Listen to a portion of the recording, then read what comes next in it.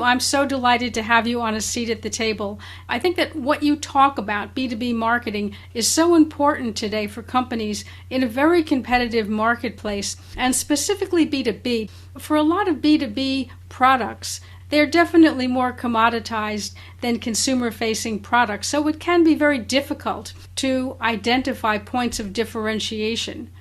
Based on your experience, how can companies that are in B2B, what you refer to as thought leadership content, particularly without being too controversial? Well, okay, yes, lots of things to unpack there. I think you're right to say that B2B companies feel like they don't have to do as much marketing as consumer companies. And I think that that is a mistake.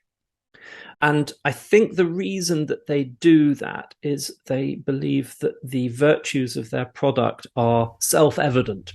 Right. Okay, product or service, self-evident. And they perhaps think that they've got an incumbent or captive market, often that they've grown to a certain size, and suddenly you're faced with the challenge of marketing, as you say, differentiation.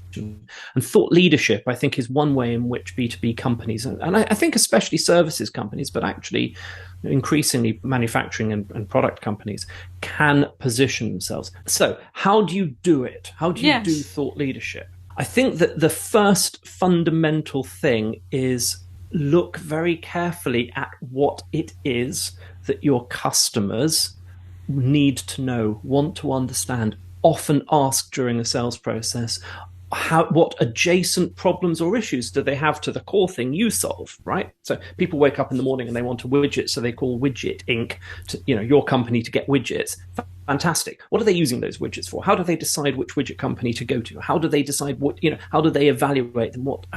There's an awful lot of information required to choose widgets, or to go to your IT consultancy, or to go to a software company, whatever it is you're in your B2B business.